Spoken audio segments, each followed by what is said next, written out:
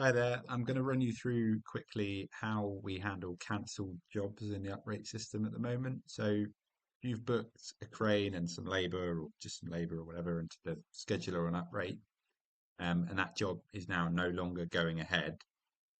You can cancel it on the scheduler and there will still be a record of that job by default on the invoicing page, and that's where you can pick up any of your cancelled jobs. So I'm going to show you what I mean. I've got this job booked onto the 27th of October, contract lift HPC phase one, and I've got the Liebherr LTR 1100, and I've also got several resources booked onto that, supervisor, slinger, driver. If I go to the invoice manager, and then I go to next week, what you'll see is there's already an invoice created for that, and that's happened as soon as I booked any resources onto the job. One of these will be created, and that's just to tell whoever processes your invoice that something needs to be charged for, an invoice needs to be sent to the customer.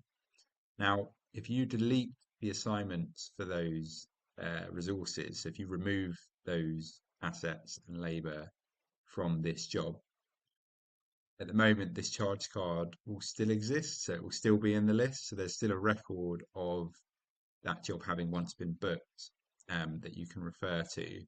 And then within each invoice, what you can do is you can add charge items, as we call them, so notes that let the person processing the invoice know what needs to be charged for, or comments at the bottom here. So I've already added one when I was setting up the demo account. I'll get rid of that.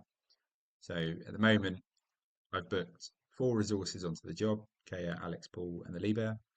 The invoice has already been created, which is that in the to-do list I'm hovering over now. And if I go into that, you can see I've got all the contract information. So if I jump back to the scheduler and the customer's now called up and said, I want to cancel that, I have to decide, do I want to charge anything for this if it's a last minute cancellation, or if our terms and conditions says that we would still charge for this scenario, or do I just want to cancel it and nothing else needs doing on it? So if I do want to charge for it, if there is something that needs to be invoiced, even though we're cancelling all the assigned bookings, what I would do is I would find one of the bookings on the scheduler, either the asset one or any of these on the labor ones, doesn't really matter. Find one of those, right click on it and say add charge for this week. What that's going to do is going to open a new tab. It's going to open the relevant invoice already for you. This is what's just loading now. And then I can add a charge item to this invoice page that says last minute cancellation, please charge 2/3 of quoted amount. And pretend I knew that was £3,000, for example.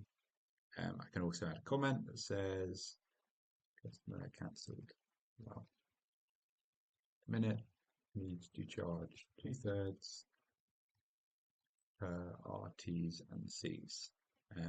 Don't have to do both. I could just do a comment or I could just do a charge item. It's up to you, really.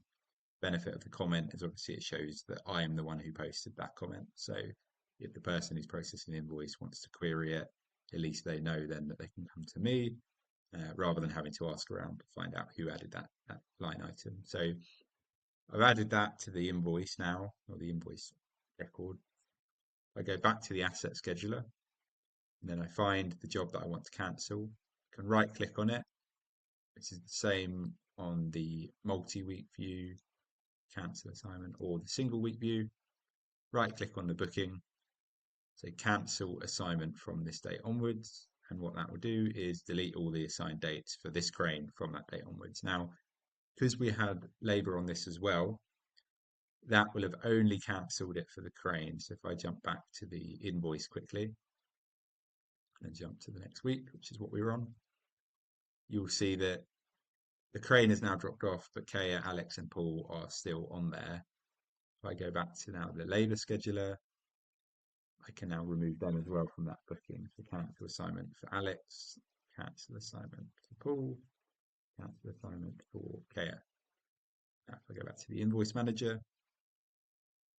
and then go to next week, you'll see that now there's no resources added to that, whereas these other ones are showing the assets and the labor that's booked onto the job. So click onto that. Again, there's no There's no assigned resources showing on the invoice now, but the invoice is still there. So you do still have a record that we did have something booked in. And then you've obviously got the comment that I added and the note that I added that says it was cancelled last minute. We still need to charge the £3,000. So that's what I would do at the moment for a cancelled job that needs charging. For all of the others, if we cancelled it and we hadn't added any notes and we don't want to charge, for now it would still show in the list. You can get rid of these if you want by clicking the little ellipsis button here and saying exclude this week. Exclude. And what that's going to do is move it out of the to-do list, and it's going to put it in this little hidden bit at the top right here. If I click that, got that, I can bring it back in if I want. But this is kind of where you can put invoices that don't actually need charging for that week. So that's a convenient way at the moment to do it. We will update this page so that we automatically sort of categorize those for you, just to make it a bit tidier and so that you don't have kind of unnecessary items in this list. So a change that we're going to make soon is for these examples here where you've removed all the resources but you've added a line item in the charge items, or you've already collected a timesheet. What we would do is we would automatically keep that in the to-do list because we assume you do still want to charge for something. But for anywhere you've cancelled it and you didn't add a charge item or there was no timesheet, we are going to move them out into a separate category just because we assume that you don't want to charge for those. But yeah, that's something Elliot can run through when he's in the office with you tomorrow. Yeah, that's how I would cancel a job whilst maintaining a record of it, just so that you know we had originally planned to do some work for that client on that site.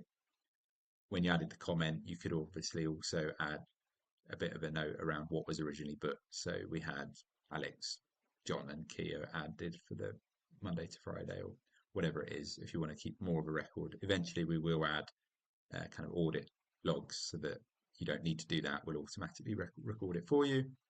But for now, I'd recommend any information you think might be needed when it comes to processing the invoice, anything that might get challenged, just drop it in the invoice just so it's logged and then you know that it's there for later. Yeah, I think separately, eventually we'll also give you a right click where I can cancel one at a time. We will also give you an option to cancel all of them at once, just because that's probably going to be a bit quicker. But for now, what you would do is you would find all of the assignments individually and you would just cancel them, just as I've shown there. So yeah, hopefully that helps with cancelling jobs and just managing the cancelled jobs that you want to charge for. Right, thank you. Bye.